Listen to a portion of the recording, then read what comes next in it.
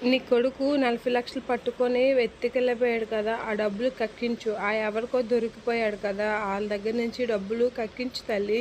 ఇన్ని మాటలెందుకు ఆడడము అనైతే అంటూ ఉంటాడు. ఆ మాటలకి అలా చూస్తూ ఉంటారు. ఏంటి అలా చూస్తున్నారు అనైతే బాలు అయితే వాళ్ళతో అంటూ ఉంటాడు.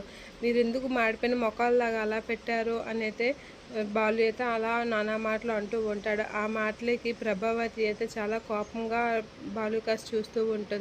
ఇక మనోజ్ కూడా ఏం చేయలేక చాలా కోపంగా చూస్తూ ఉంటాడు. అప్పుడు రోహిణి అయితే ఇలా అంటూ ఉంటుంది. అసలు ఏంటి అమ్మకి విలువ లేదు, అన్నయ్యకి విలువ లేదు, వదినకి కూడా నాకు కూడా విలువ ఇవ్వడం లేదు.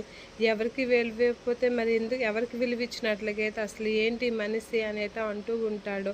ఏంట్రా ఎప్పుడు డబ్బు డబ్బు అంటావు అని వాళ్ళ అన్నయ్య అనేసరికి, ఏంట్రా మీ ఆవిడ ఎక్కువ మాట్లాడుతుంది అని అంటే, నువ్వేంట్రా మా ఆవిడ అంటున్నావు అని చెప్పి మనోజ్ అయితే అంటూ ఉంటాడు. అంటానురా నేను అంటాను, నువ్వేం చేస్తావురా అనైతే అంటూ ఉంటాడు బాలు. మా ఆవిడనే అంటావా అని చెప్పేసి అయితే మను అయితే బాలు చొక్కా పట్టుకుంటూ ఉంటాడు. ఏట్రా అని చెప్పి బాలు కూడా మను చొక్కా పట్టుకుంటూ ఉంటాడు. అలా మళ్ళీ వాళ్ళిద్దరూ గొడవకి దిగుతూ ఉంటారు.